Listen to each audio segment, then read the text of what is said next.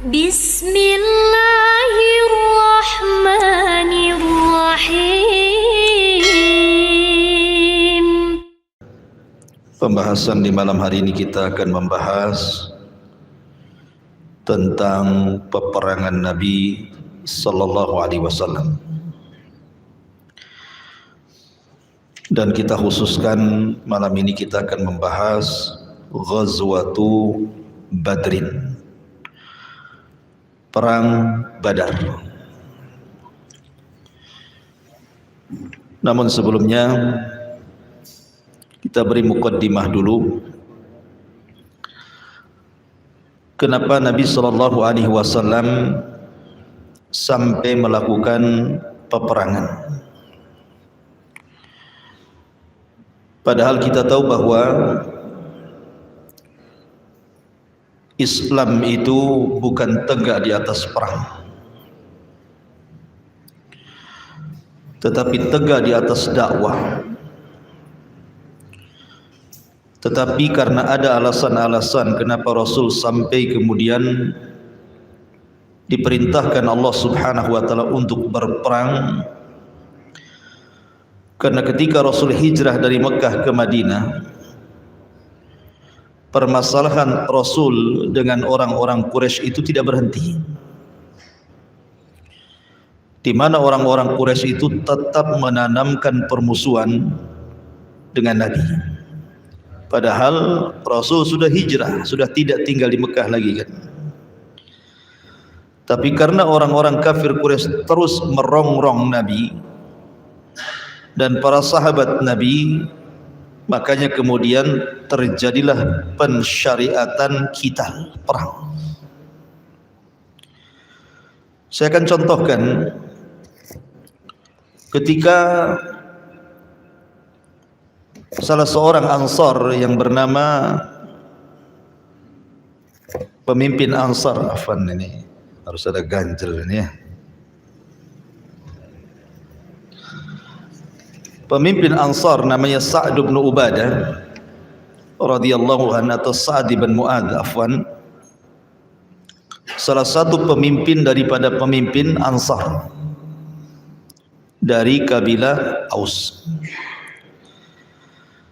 melaksanakan haji atau umrah menuju Mekah. Kita tahu bahwa Sa'd bin Mu'adz ini berteman baik dengan Abu Safwan Umayyah ibn Khalaf. Umayyah ibn Khalaf ataupun kunyahnya Abu Safwan. Lah Abu Safwan sendiri atau Umayyah ibn Khalaf adalah pembesar dari pembesar Quraisy, sama dengan Abu Jahal dan yang lainnya. Tetapi semasa jahiliyah, Umayyah ibn Abu Safwan Umayyah ibn Khalaf ini apabila berdagang menuju Syam, maka terkadang singgah di rumah pemimpin Ansar namanya Sa'd bin Mu'adz di zaman jahiliyah, sehingga pertemanannya itu masih ada walaupun Sa'd bin Mu'adz sudah masuk Islam. Sehingga ketika Sa'd bin Mu'adz ini berangkat ke Mekah untuk umrah, dia singgah di rumah Umayyah ibn Khalaf, bahkan diantar umrah oleh Umayyah ibn Khalaf. Ketika dua-duanya sedang tawaf, berjumpa dengan Abu Jahal, Fir'aunnya umat ini, kemudian mengancam Sa'd bin Mu'adz dan mengatakan, "Amma wallah laula annaka ma'a Abi Safwan ma raja'ta ila ahlika salima." Sa'ad, untung kau umrah sama Umayyah ibn Khalaf. Coba kalau engkau umrah sendirian, maka engkau tidak akan kembali kepada keluargamu dengan selamat. Perkataan Abu Jahal kepada Umayyah ibn Khalaf ini, Abu Safwan ini, ataupun perkataan Abu Jahal kepada Sa'd bin Mu'adz ini tentu ancaman kepada kaum muslimin. Padahal kaum muslimin sudah berada di Madinah. Apalagi Sa'd bin Mu'adh bukan orang Mekah, dia orang Madinah, hanya datang untuk umrah.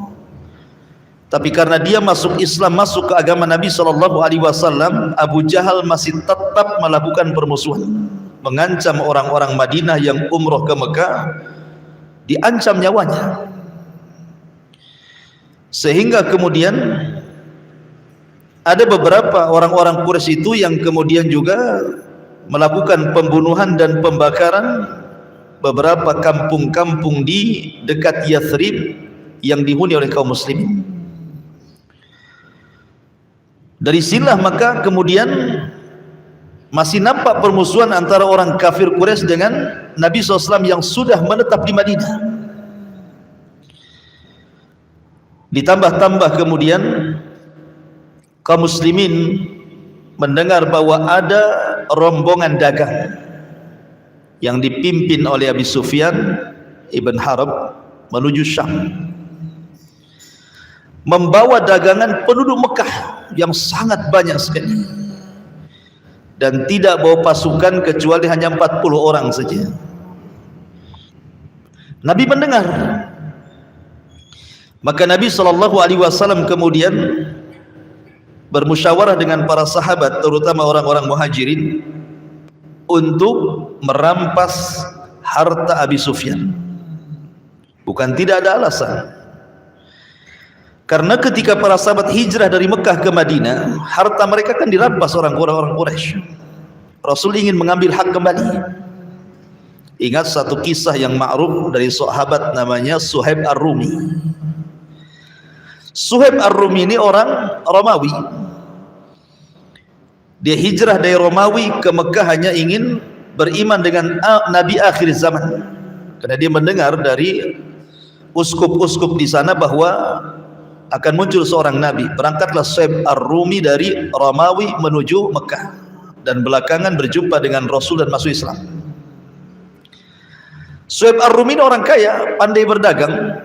Lambat laun tinggal di Mekah itu rupanya menjadikan dia orang kaya di Mekah. Ketika dia hijrah dari Mekah ke Madinah, dihadang oleh tentara Quraisy di jalan. Kemudian terjadi perundingan, kalau seandainya Suhaib Ar-Rumi mau menyerahkan seluruh hartanya, dia boleh pergi ke Madinah tanpa membawa harta sedikit pun. Akhirnya kemudian Suhaib Ar-Rumi, daripada nyawanya terancam, diberikan semua kekayaannya kepada orang-orang Quraisy. Akhirnya dia berangkat tanpa harta dari Mekah ke Madinah, padahal orang kaya tuh. Jibril datang kepada Nabi SAW memberitahu bagaimana Suhaib Ar-Rumi sudah mengorbankan hartanya. Ketika sampai saja Suhaib ke Madinah, apa Rasulullah mengatakan? Arabiha bai'u Abi Yahya. Semoga beruntung jual beli wahai Abi Yahya, karena dia menyerahkan seluruh kekayaannya kepada orang-orang Quraisy, dan dia rela berkorban tanpa harta menyusul Rasul hijrah dari Mekah ke Madinah. Dia sudah berjual beli dengan Allah. Makanya Rasul mengatakan Arabiha bai'u Abi Yahya. Semoga Allah memberikan keuntungan atas jual beli Abi Yahya, maksudnya Suhaib Ar-Rumi. Dari kisah Suhaib Ar-Rumi ini mengetahui bahwa banyak harta-harta para sahabat dirampas oleh orang-orang kafir Quraisy ini. Makanya ketika Rasul mendengar Abi Sufyan membawa dagangan dari Quraisy dengan dagangan yang sangat banyak, dan pengawalnya tidak banyak, hanya 40 orang, maka Rasul pun mengumpulkan orang-orang muhajirin dan orang-orang ansar. Tujuannya untuk mengambil hak, merampas dagangan Abi Sufyan yang sudah diambil sebelumnya harta kaum muslimin oleh orang-orang kafir Quraisy. Inilah penyebab terjadi perang Badar. Penyebab kenapa sampai terjadi perang Badar karena ini. Abi Sufyan ini sebelum masuk Islam tentunya ya. Nanti Abi Sufyan kan belakangan masuk Islam juga, tapi jauh hari setelah Fathu Mekah. Abi Sufyan ini orang cerdas. Dia orang kaya, orang cerdas, orang berpendidikan gitu kan. Dia tahu bahwa pasti perjalanannya penuh dengan risiko. Karena bagaimanapun, mau tidak mau, setiap orang yang dagang dari Mekah menuju Syam harus lewat Madinah masalahnya. Karena tidak ada jalan lain. Sehingga Abi Sufyan ini mengirim mata-mata. Dikhawatirkan akan terjadi apa-apa dengan dagangannya. Lah mata-mata Abi Sufyan mendengar bahwa Nabi SAW bergerak dan pasukannya untuk menyerang dirinya dan mengambil hartanya. Jazakallahu khairan. Akhirnya kemudian Abi Sufyan ini langsung mengirim seorang laki-laki yang sangat cepat dalam berkuda, namanya Dhamdham. Dhamdham ini diutus oleh Abi Sufyan untuk berangkat ke Mekah memberitahu siapa? Abu Jahal, bahwa dia akan diserang oleh Rasul dan para sahabatnya. Maka ketika Abu Jahal mendengar bahwa Abi Sufyan akan diserang sementara harta-harta mereka dititipkan kepada Abi Sufyan untuk dijual belikan di Syam, marah Abu Jahal. Maka Abu Jahal akhirnya menggerakkan pasukan untuk berperang melawan Rasul. Bangkitlah 1000 pasukan dan 200 penunggang kuda dengan lengkap senjata-senjata mereka, bergerak dari Mekah menuju Yathrib ataupun Madinah. Di sisi lain Nabi SAW pun mengirim mata-mata, sama-sama mengirim mata-mata gitu. Mata-mata Nabi SAW atau jasus juga mendengar bahwa ada pergerakan dari Mekah. Pasukan yang sangat besar, 1000 orang dengan 200 berkuda dan senjata lengkap. Sementara Nabi SAW ketika itu jumlahnya tidak banyak. Ada yang mengatakan tentara Nabi SAW jumlahnya hanya 314 orang, sama dengan tentara Talut ketika melawan Jalut, hanya 314 orang sampai 340-an antara sekitar itu, dan 2 penunggang kuda serta 60 ekor unta. Karena memang Rasul itu niatnya kan bukan untuk perang, niatnya hanya untuk mengambil hartanya Abi Sufyan sebagai timbal balik karena orang-orang Quraisy sudah mengambil hak kaum muslimin. Subhanallah. Ketika mendengar pergerakan itu, maka Nabi SAW kemudian mengajak musyawarah orang-orang Muhajirin dan Ansar. Rupanya pasukan dalam perang Badar itu lebih banyak orang-orang Ansar dibandingkan orang-orang Muhajirin. Padahal yang punya kepentingan siapa? Muhajirin kan? Tapi karena solidaritas yang sangat kuat, justru orang Ansar lebih banyak pasukan yang ingin ikut perang dalam Badar dibandingkan orang-orang Muhajirin. Lihat bagaimana kekuatan persaudaraan orang-orang Ansar terhadap Muhajirin, luar biasa. Ma'asyiral muslimin yang dimuliakan Allah Azza wa Jalla. Kenapa Nabi SAW tidak membawa pasukan banyak? Karena sekali lagi niatnya bukan untuk perang, sehingga Rasul tidak mewajibkan para sahabat untuk ikut. Sementara orang-orang Mekah ini memang diwajibkan perang sama Abu Jahal kan itu ya. Sehingga semua kabilah terlibat kecuali Abu Lahab, nggak ikut dia, mengecut Abu Lahab. Tetapi dia menyewa preman-preman untuk menggantikan dirinya, dan kabilah Bani Adi tidak ikut, kabilahnya Umar bin Khattab radhiyallahu anhu. Tapi selain ini semua kabilah Quraisy ikut, termasuk yang ikut di dalamnya adalah menantu Rasul, ikut dalam barisan Abu Jahal. Siapa? Abul As ibnu Rabi, suami daripada Zainab putri Nabi SAW, ikut terlibat karena ketika itu masih kafir, dipaksa ikut perang, sehingga Zainab itu ketar-ketir namanya memerangi bapaknya. Yang satu dia melihat suaminya, sisi lain harus melihat ayahnya. Dua-duanya khawatir kan itu ya. Ma'asyiral muslimin yang dimuliakan Allah Azza wa Jalla. Intinya bahwa secara kekuatan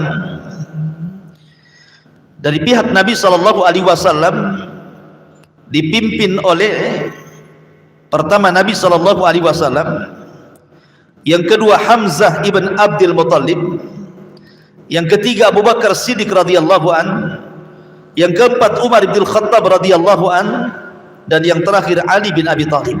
Ini pemimpin-pemimpin Islam dalam perang Badar. Adapun dari kubu orang-orang Quraisy, pertama Abu Jahal Amr ibn Hisham atau dikenal dengan Abul Hakam, kemudian Utbah ibn Rabi'ah, kemudian Umayyah ibn Khalaf. Kemudian secara kekuatan pasukan, kaum muslimin hanya membawa 314 orang sampai 340 orang dan 2 kuda, 2 penunggang kuda. Sementara dari pihak orang-orang Quraisy 1000 pasukan dan 200 penunggang kuda. Tapi subhanallah, Allah subhanahu wa ta'ala memberikan kemenangan. Justru yang syahid dari kaum muslimin hanya 14 orang, tetapi yang mati konyol dari orang-orang kafir sebanyak 70 mati dan 70 tertawan. 70 mati dan 70 tertawan. Bagaimana kisah peperangannya? Ini yang menarik, kita akan kaji. Ma'asyiral muslimin yang dimuliakan Allah Azza wa Jalla, setelah kita tahu sebab kenapa terjadi peperangan, jadi sebabnya sekali lagi ingin mengambil harta Abi Sufyan, tetapi malah terjadi peperangan. Perang ini disebut Badar. Kenapa disebut Badar? Badar itu satu tempat yang di situ banyak sumur, di situ banyak pohon kurma, di situ banyak pohon-pohon yang lainnya, dan ada beberapa rumah yang tinggal di situ, sementara dikelilingi oleh bukit dan gunung. Ya mungkin semacam tempat istirahat lah. Kalau kita ini mungkin mau rekreasi gitu ya, tempat-tempat rekreasi kan, memang tempatnya nyaman gitu ya, karena di situ banyak sumur, sementara di sana kan memang susah air gitu ya. Di situ banyak pohon kurma, ada pohon-pohon lain, ada beberapa rumah dikelilingi bukit gitu kan. Dan itu memungkinkan kalau seandainya Rasul dan para sahabatnya berhasil mengepung Abi Sufyan, mereka tidak bisa kemana-mana karena dikelilingi bukit masalahnya. Tapi karena Abi Sufyan cerdas, dia kemudian rutenya dipalingkan tidak ke situ tetapi lewat ke pinggir lautan, makanya dia selamat, sehingga dagangan tidak sampai kemudian diambil oleh Rasul dan para sahabatnya. Yang ada kemudian datang pasukan dari Mekah yang dipimpin oleh Abu Jahal. Nabi sallallahu alaihi wasallam sebelum perang bermusyawarah dengan para sahabatnya. Di antaranya adalah Nabi sallallahu alaihi wasallam meminta pendapat orang-orang Ansar. Karena kalau orang Muhajirin itu kan tidak perlu diragukan lagi kesetiaannya kan. Mereka sudah lelah mengikuti Rasul, bagaimana hijrah mereka ke Habasyah, kemudian hijrah mereka ke Madinah. Kalau hanya diajak perang bagi mereka enteng, nggak perlu lagi kemudian diikat dengan perjanjian gitu ya. Tapi orang-orang Ansar kan berbeda dengan orang Muhajirin. Mereka tidak merasakan bagaimana peritnya permulaan dakwah Rasul di Mekah. Makanya Rasul meminta pendapat mereka, bagaimana menurut mereka tentang perang ini, dilanjut atau tidak. Lah Nabi sallallahu alaihi wasallam ketika itu meminta pendapat para sahabat. Berdirilah Abu Bakar Siddiq radhiyallahu anhu. Intinya Abu Bakar Siddiq ikut saja kemauan Nabi. Kalau Nabi sallallahu alaihi wasallam ingin perang. Kalau Nabi sallallahu alaihi wasallam ingin pulang ke Madinah, balik lagi ke Madinah. Tapi Nabi sallallahu alaihi wasallam terus meminta pandangan orang-orang Ansar. Belum ada yang bangkit masalahnya. Sementara orang-orang Muhajirin, Abu Bakar sudah berikan pandangannya, kemudian sahabat yang lain berikan pandangannya, dan semua mengikuti Nabi. Tetapi kemudian dari Ansar bangkitlah pemimpin mereka, Sa'd bin Mu'adz. Kemudian mengatakan, kayaknya wahai Rasul, engkau menginginkan kami. Kata Sa'd bin Mu'adz, kami mengikuti saranmu. Seandainya kita harus melewati sebuah lautan untuk bertempur, asal bersamamu kami siap menyeberanginya. Maka melihat Rasul semangatnya orang-orang Ansar, semangatlah Nabi SAW. Memang harus berperang. Maka di malam hari ketika terjadi peperangan, subhanallah, Allah Subhanahu wa taala menjelaskan ketika itu yang namanya orang tidak pernah perang, ikhwan, wajar. Ada ketakutan dari kaum muslimin kan. Namanya tidak pernah perang dan ini perang perdana. Sehingga ada manusiawi, mereka ada sedikit ketakutan. Dan itu digambarkan dalam Al-Qur'anul Karim surah Al-Anfal.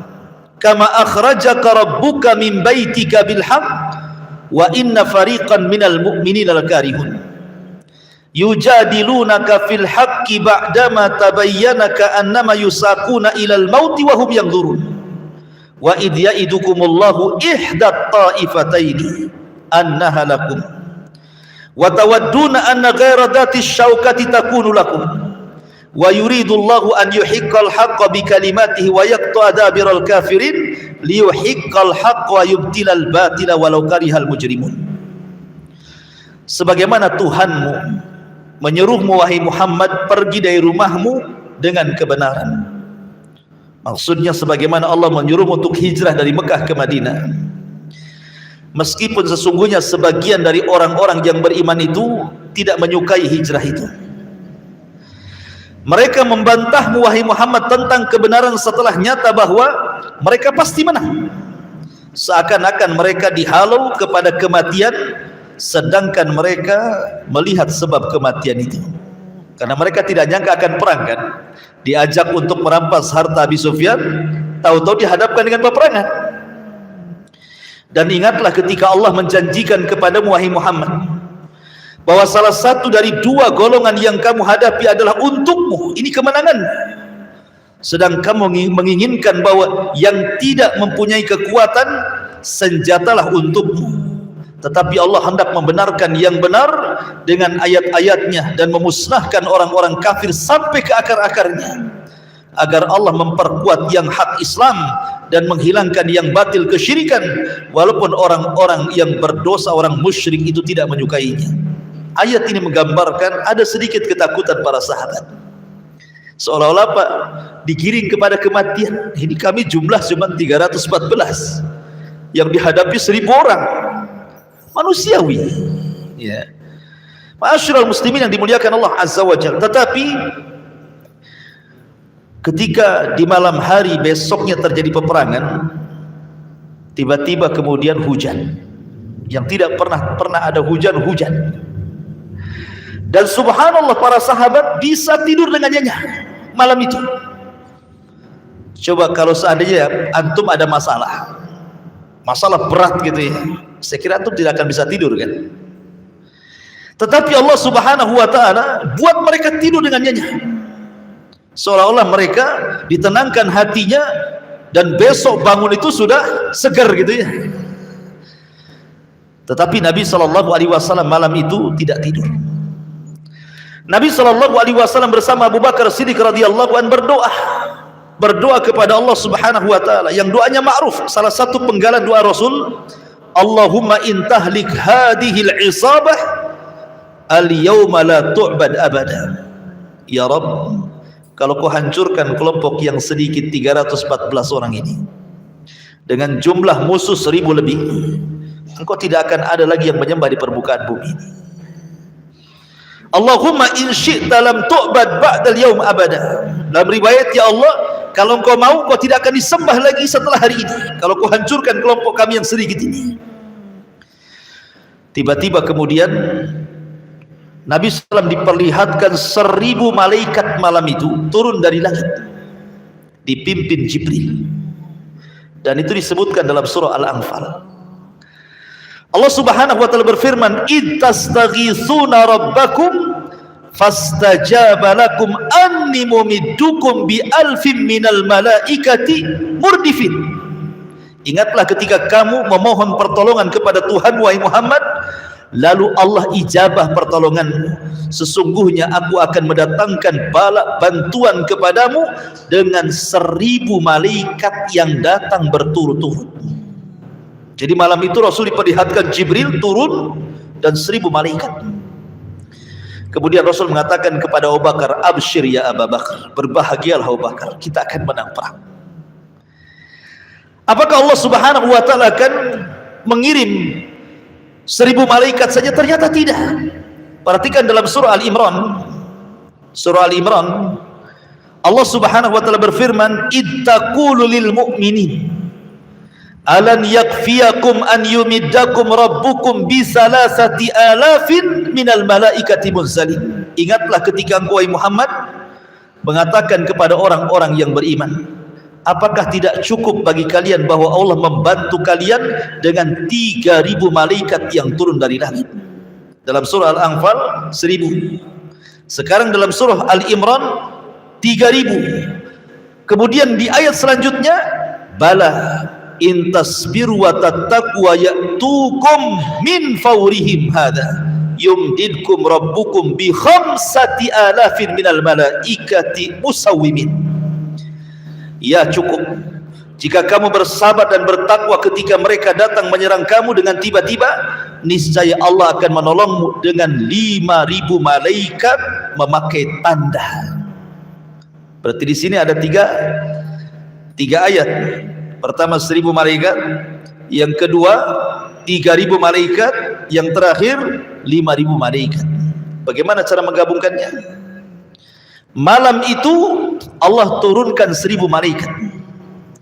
Di awal peperangan Allah tambah 2.000 menjadi 3.000 malaikat.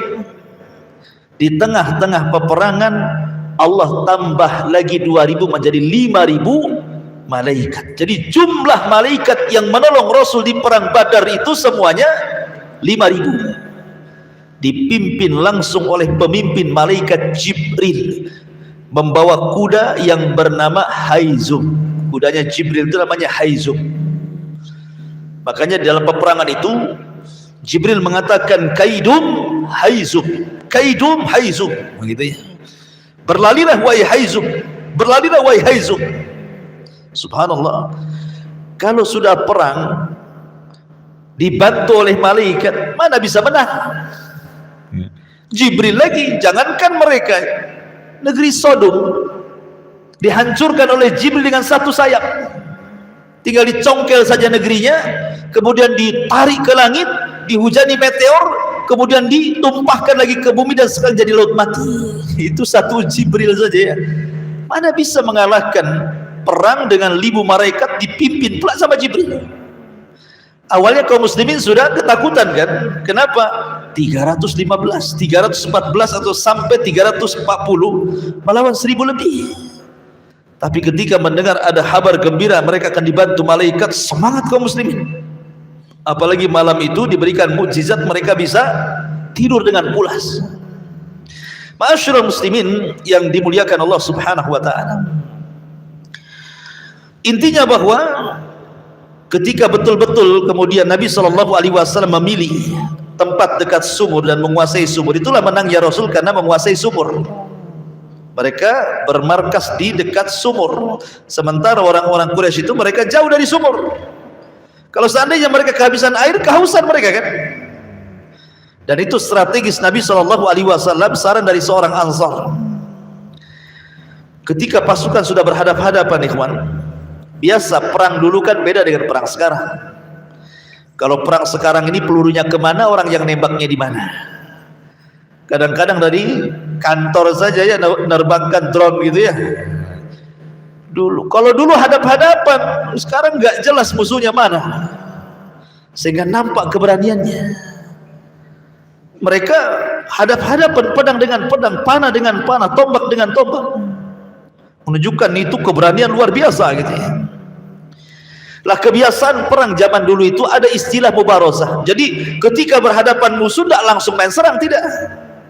Mereka ada adat yang disebut dengan mubarozah. Mubarozah itu artinya sebelum perang, mana jagoanmu, keluarkan. Nih jagoanku. Nanti sesama jagoan ini kelahi sampai mati. Baru setelah itu perang besar. Lah ketika itu orang-orang musyrik mengeluarkan 3 pendekar mereka. Yang pertama Utbah, yang kedua Syaibah, dan yang ketiga Al-Walid ibn Utbah. Ini pendekar-pendekarnya orang-orang kafir Quraisy. Kemudian dari pihak kaum muslimin, Rasul keluarkan pertama Ubaidah ibn Haris, yang kedua Hamzah Asadullah, dan yang ketiga Ali bin Abi Thalib radhiyallahu anhu. Subhanallah, di awal mubarazah ini Hamzah berhasil membunuh Syaibah dan Ali berhasil membunuh Al-Walid. Kemudian terakhir Ubaidah ibn Haris berhasil membunuh Syaibah, Utbah. Lah dari sini menunjukkan bahwa di awal peperangan kaum muslimin sudah menang. Karena bagaimanapun nih kalau jagoan-jagoan mati ini sedikit banyak itu membuat ciut masalahnya. Makanya ketika Talut melawan Jalut, ketika itu kan pasukan Talut itu banyak. Cuman karena tidak sukses ujian ketika melewati sungai, kata Talut, jangan minum banyak-banyak, kecuali hanya 1 telapak tangan saja. Tetapi kebanyakan tentara yang ribuan itu malah karena udah lama berjalan, minum pula banyak-banyak gitu ya. Lemas, mereka tidak sanggup jalan. Sehingga yang berhasil mengikuti Talut itu hanya 314 orang dari ribuan pasukan itu. Ketika melihat pasukan Jalut yang gede-gede raksasa itu, ciutlah pasukan Talut ini. Padahal ini sudah orang pilihan nih. Gimana orang-orang yang bukan pilihan ya kan itu. Akhirnya Talut mengatakan, siapa yang bisa mengalahkan Jalut, maka dia akan kunikahkan dengan putriku. Mikir juga gitu. Ya kalau menang, kalau kalah bukannya nikah, matilah kan itu. Akhirnya kemudian dikasih lagi hadiah yang lain. Bukan hanya kunikahkan dengan putriku, kata Talut, tetapi dia berhak mewarisi tahtaku. Tetap tidak ada yang mau juga. Rupanya ada anak muda yang paling kecil namanya Daud, yang belakangan akan jadi nabi. Nabi Daud paling kecil di dalam tentara Talut itu. Dia orang miskin, kerjanya gembala kambing, tapi dia punya keahlian melempar serigala dengan batu. Dan kalau dia sudah melempar serigala dengan batu, mesti mati serigala itu. Itulah keahlian Nabi Daud. Akhirnya kemudian Daud langsung berdiri itu, saya siap menghadapi Jalut. Di tangannya ada batu yang biasa dilempar untuk serigala yang suka ganggu kambingnya itu. Jadi ketika berhadap-hadapan, Daud hanya lempar batu saja, ceter kena kepalanya, mati Jalut. Belum bertarung belum ada, Daud sudah melempar batunya, kena kepalanya, mati. Ketika Jalut mati ini, ciut tentara Jalut ini. Padahal tentara Talut tidak banyak. Mungkin karena melihat gimana anak kecil bisa mengalahkan jagoan yang paling ditakuti Jalut, gimana pasukan yang lainnya, kan mungkin pikirnya seperti itu kan. Makanya kemudian Allah menangkan tentara Talut dan berhasil mengalahkan Jalut hanya dengan membawa 314 orang saja. Kam min fi'atin qalilatin khalabat fi'atan katsiratan biidznillah. Berapa banyak kelompok kecil mengalahkan kelompok besar, semua karena izin dari Allah Subhanahu wa taala. Lah kembali ke perang Badar. Perang Badar pun sama. Tentara kaum muslimin hanya 300 lebih. Tentara orang kafir lengkap dengan senjata, lengkap dengan pasukan kuda, lengkap dengan pasukan jalan, dan jumlah mereka 1000 lebih. Tapi kemenangan di tangan Allah. Pada awalnya kaum muslimin ciut, tetapi ketika peperangan datang malaikat. Oh, tumbuh keberaniannya. Sampai-sampai Abi Sufyan yang berhasil lari dari peperangan itu, lari ke Mekah, berjumpa dengan Abu Lahab. Dikiranya Abu Sufyan membawa berita kemenangan. Rupanya Abi Sufyan membawa berita kesedihan. Ceritalah Abi Sufyan kepada Abu Lahab dan mengatakan, ya Abu Lahab, tentara kita morat marit, tunggang langgang, banyak yang mati. Kata Abu Lahab, ada apa? Kok bisa? Aku tidak tahu, aku melihat ada pasukan yang sangat banyak menunggang kuda putih, sekali berteriak kami sudah tunggang langgang gak karu-karuan. Mungkin bahasanya pedang pun belum dicabut, kepala sudah melayang. Gitu ya. Lah di samping Abu Lahab itu ada budaknya Fadl ibn Abbas. Dia sudah masuk Islam tapi menyembunyikan keislamannya. Tiba-tiba saking menangnya keceplosan. Oh, itu adalah malaikat yang membantu kaum muslimin. Marah Abu Lahab, ditempelengnya budak Abbas itu. Budak Abbas ditempelengnya, akhirnya ngadu sama majikannya. Datanglah Ummu Abbas ini, bawa kayu, dipantung kepalanya Abu Lahab. Kok sudah mukul budakku, katanya. Ada yang mengatakan sebab pentungannya itu dia sakit kemudian mati gara-gara pentungan itu Abu Lahab itu. Wallahu a'lam. Ya. Masyurah muslimin yang dimuliakan. Tapi persaksian Abu Sufyan melihat malaikat-malaikat penunggang kuda dengan lengkap persenjataan mereka, menunjukkan bahwa Allah meridhai peperangan ini. Makanya Allah kirimkan bala bantuan malaikat yang banyak melebihi jumlah orang-orang kafir. 5.000 malaikat plus 314 orang melawan 1.000 lebih, kan itu. Awalnya 1.000 melawan 300 lebih, sekarang terbalik gitu ya. Ma'asyiral muslimin yang dimuliakan Allah Azza wa Jalla. Sebenarnya peperangan ini adalah pembuktian doa laknat Nabi SAW kepada pembesar-pembesar Quraisy. Karena begini, ada satu kisah ketika Rasul masih di Mekah, belum hijrah. Nabi SAW biasa sholat di depan Ka'bah. Kemudian Abu Jahal datang di tengah-tengah anak-anak muda Quraisy yang sedang duduk-duduk di sekitar Ka'bah. Abu Jahal pun sesumbar dan mengatakan, siapa yang mampu meletakkan salah jazur. Salah jazur itu kotoran unta. Jadi kalau unta baru disembelih, kemudian dikeluarkan jeruannya, itu disebut salah jazur. Usus-usus itu disebut salah jazur. Siapa yang bisa meletakkan salah jazur, kotoran unta itu, di pundak si Muhammad, maka aku akan berikan ini dan itu. Bangkitlah Uqbah bin Abi Mu'aid. Uqbah bin Abi Mu'aid ini majikannya Abdullah bin Mas'ud. Abdullah bin Mas'ud itu bekerja kepada Uqbah bin Abi Mu'aid. Sebenarnya Uqbah bin Abi Mu'aid ini orang yang menggandrungi Nabi sebenarnya. Dia memang tidak masuk Islam. Cuman Uqbah ini seorang penyair. Ketika mendengar Al-Quran dia suka, tapi tidak mau masuk Islam. Sampai dia suka dengan Quran, disangkanya syair. Karena kan Rasul membaca Quran itu disangka syair oleh orang itu. Kok bahasanya tinggi sekali gitu ya. Sehingga Uqbah itu tertarik. Akhirnya mengidolakan Nabi SAW, tapi tidak mau masuk Islam. Hanya mengidolakan saja. Sama lah orang sekarang mengidolakan petinju, mengidolakan pemain bola walaupun orang kafir gitu ya.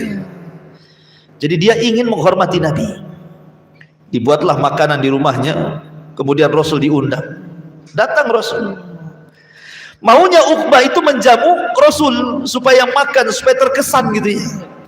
Rupanya Rasul tidak mau makan, minum pun tak mau.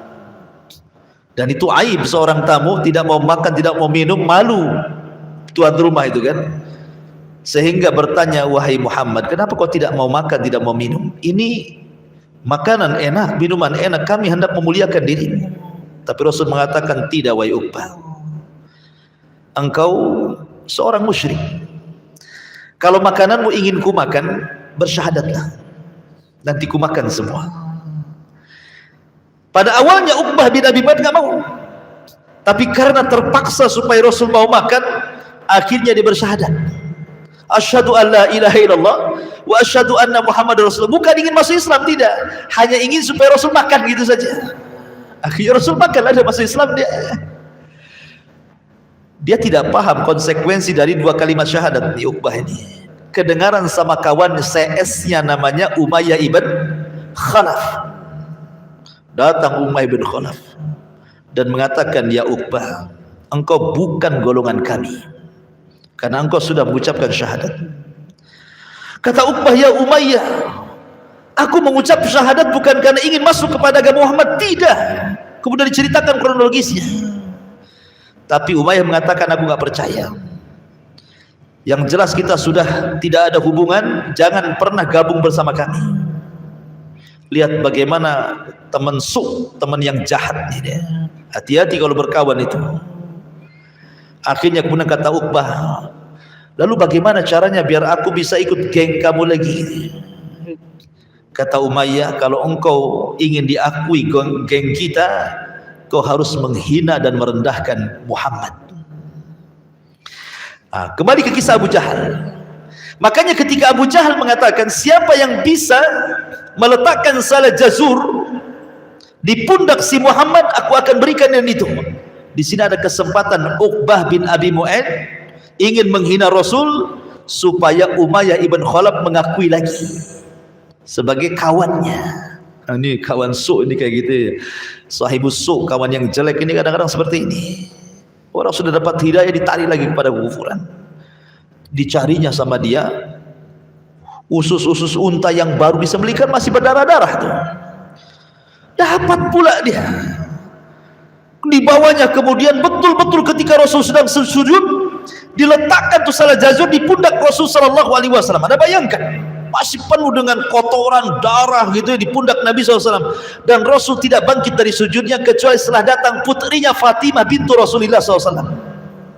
Sama Fatimah dibersihkanlah punggungnya bapaknya itu, sampai ketika sudah tidak ada lagi kotoran di pundaknya, Rasul bangkit dari sujud kemudian menyelesaikan sholatnya. Fatimah menangis. Kemudian Fatimah mengatakan kepada abinya Rasul kita Muhammad SAW, ya abati ud'u ila haula, doakan kepada mereka kecelakaan, laknat mereka. Jadi Fatimah minta bapaknya melaknat mereka.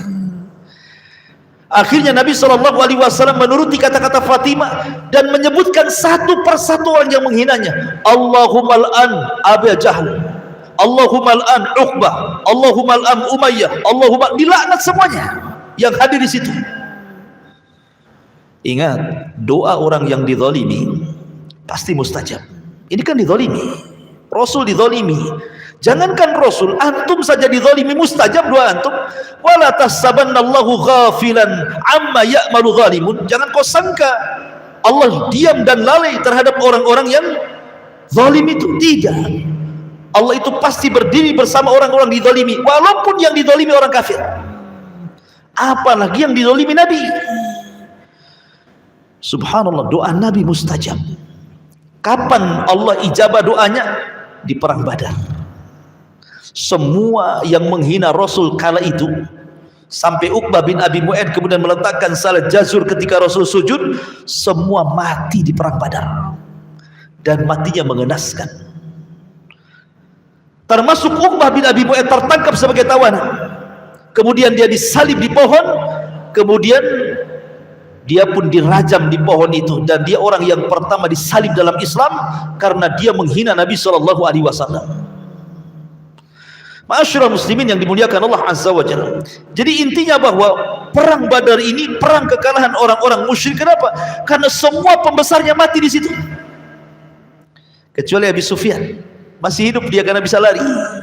Makanya Abi Sufyan inilah yang membalas dendam kekalahan di perang Badar. Terjadilah perang Uhud, dan betul-betul kaum muslimin kalah di perang Uhud ini. Wa tilkal ayyam nudawiluha bainan nas. Terkadang hari itu diputar, kadang menang kadang kalah, wajar. Sebenarnya di perang Uhud juga Rasul itu pasti menang sebenarnya kalau seandainya 40 pemanah itu tidak turun, sehingga bermaksiat akan ucapan Nabi SAW, jangan turun apapun yang terjadi. Tapi karena melihat ghanimah mereka turun. Malaikat yang hendak membantu pergi lagi, maka mengalami kekalahan di perang Uhud. Nah, nanti ceritanya panjang perang Uhud. Kita kembali ke perang Badar. Intinya bahwa perang Badar ini dimenangkan salah satunya karena juga Rasul dizalimi orang-orang itu, dan Rasul mendoakan laknat dan Allah ijabah di perang Badar. Taib. Kematian pemimpin orang-orang kafir Quraisy siapa? Abu Jahal. Abu Jahal ini mati dihinakan karena dibunuh oleh anak kecil. Seorang jenderal dibunuh sama anak kecil. Siapa yang membunuh Abu Jahal? Dua anak kecil, namanya Mu'adz dan Mu'awwadz. Kedua-duanya putra Afra, anak remaja, belum terlatih perang, ya usianya 15-16 tahun. Sementara Abu Jahal dikenal jenderal, pemimpin perang. ketika Mu'ad dan Mu'awad ini ikut terlibat dalam perang, dia berjumpa dengan Abdurrahman ibn Auf radhiyallahu anhu. Kemudian kata Mu'ad dan Mu'awad ini, wahai ammi, mana yang namanya Abu Jahal itu? Karena kan gak kenal Abu Jahal siapa, anak kecil ini kan, ketemu aja tidak pernah. Yang mana satu yang namanya Abu Jahal itu? Kata Abdurrahman bin Auf, kamu lihat orang itu yang ada tanda di kepalanya, itulah Abu Jahal katanya. Akhirnya dua remaja ini langsung mendekati Abu Jahal dan langsung dua-duanya memukulkan pedang, mati Abu Jahal di tangan dua remaja ini, Mu'ad dan Mu'awad, dan dua-duanya putra Afra. Dan ini sebuah kehinaan Iwan dalam peperangan. Masa seorang jenderal kalah sama anak-anak gitu kan, terhina gitu ya. Harusnya jenderal lawan jenderal lah kan itu. Masa jenderal lawan sama anak-anak, kalah pula kan itu. Itu menunjukkan kehinaan dalam sebuah peperangan. Dihinakan oleh Allah Subhanahu wa taala Abu Jahal, dan ini bukti ijabah doa Nabi sallallahu alaihi wasallam ketika melaknat Abu Jahal, ketika menyuruh Uqbah untuk meletakkan salah jajur di pundak Rasul saat sujud. Ma'asyiral muslimin yang dimuliakan Allah Subhanahu wa taala, maka akhirnya terjadilah perang Badar yang luar biasa, dan Allah Subhanahu wa taala menangkan dalam perang ini sehingga berhasil membunuh orang kafir 70 orang mati konyol, kemudian yang 70-nya tertawan. Tapi orang-orang yang beriman tidak banyak, hanya 14 orang saja yang mati syahid. Lalu apa yang terjadi setelah penawanan yang 70 orang ini? Celakanya lagi, dari 70 orang yang ditawan ini kembali bahwa menantu Rasul ada di situ ketahuan. Abul As ibn Rabi ikut tertawan. Ya. Tapi Zainab di Mekah mendengar Rasul ayahnya menang, senang dia. Cuma satu sisi suaminya ketahuan gitu ya, sedih lagi kan itu. Apalagi ketika itu Nabi Shallallahu Alaihi Wasallam meminta pendapat para sahabat. Di situ ada Abu Bakar, di situ ada Umar, di situ ada Abdullah ibn Rawaha. Bagaimana cara memperlakukan kita dengan tawanan ini? Katanya Abu Bakar, ya Rasul, di antara tawanan-tawanan itu kan masih ada kerabat kita. Sebaiknya jangan dibunuh, ditebus saja. Umar beda lagi, Rasul, nggak ada hubungan kita dengan mereka, karena mereka sudah memerangi Allah dan Rasulnya, penggal leher mereka. Abdullah ibn Rawaha berpendapat juga, sebaiknya kita bawa saja tawan ini ke atas gunung, kita bakar semua sampai mati. Jadi antara Umar dengan Abu Ubaidah setuju dibunuh, tapi dengan cara yang berbeda gitu ya, kecuali Abu Bakar lembut. Makanya kemudian Nabi SAW tidak menjawab, cuma Nabi SAW memuji Abu Bakar, Umar, dan Abdullah ibn Rawaha. Apa kata Nabi SAW kepada Abu Bakar? Adapun engkau wahai Abu Bakar, engkau seperti Nabi Ibrahim, di mana Nabi Ibrahim itu mengatakan di dalam Al-Quranul Karim tentang pujian kepada bapaknya. Ibrahim itu kan mendoakan bapaknya untuk diampuni dosanya kan, tapi Allah tolak setelah tahu bahwa bapaknya mati kafir. Artinya bahwa Ibrahim itu ada kelembutan untuk memaafkan kan. Makanya kemudian Rasul mengatakan, Abu Bakar engkau seperti Ibrahim, Umar kau seperti Nuh. Kenapa Nuh?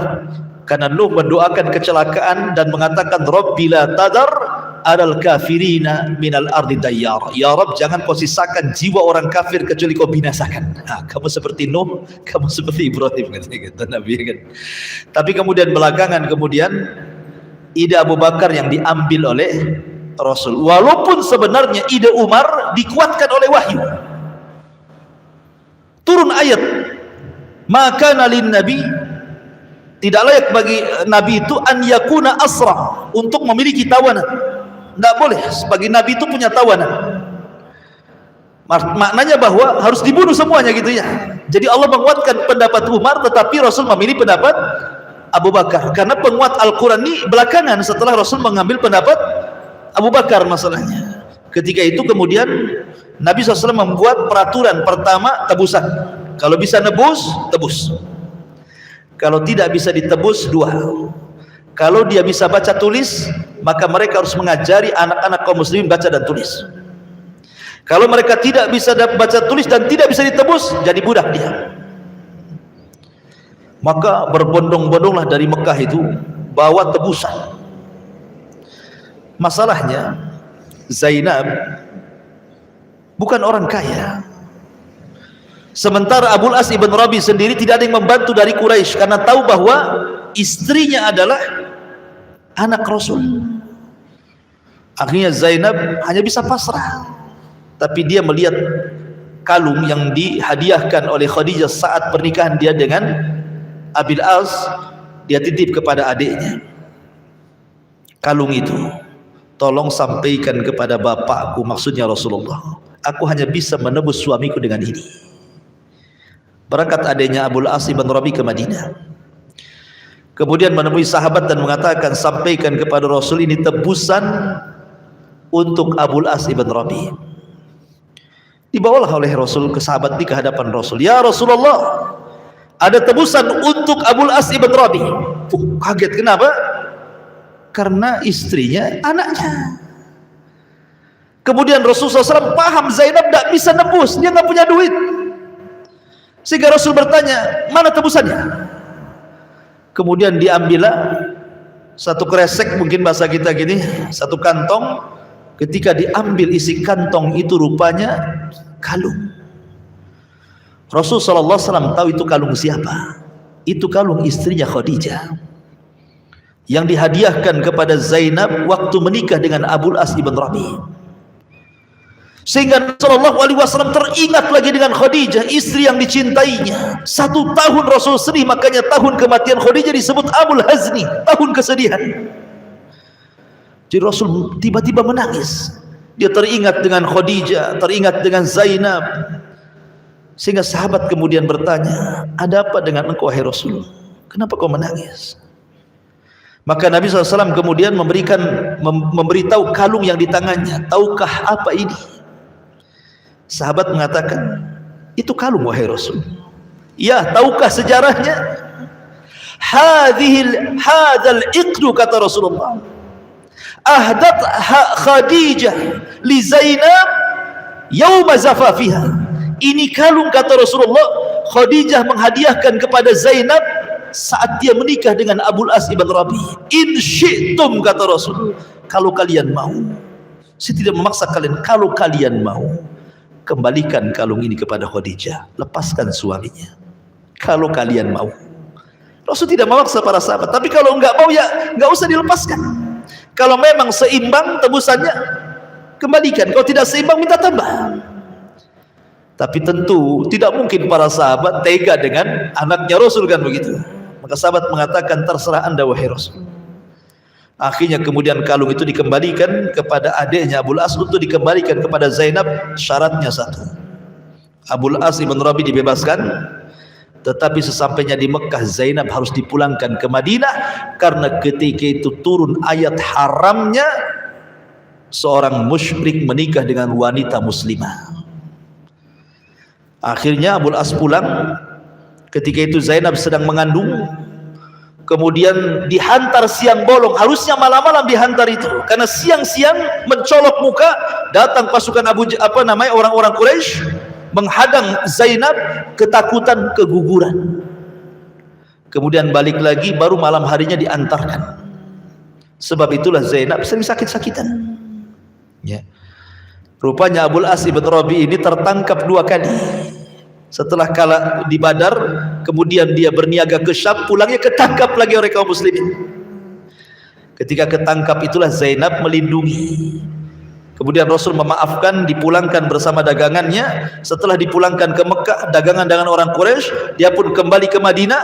Kemudian dia masuk Islam.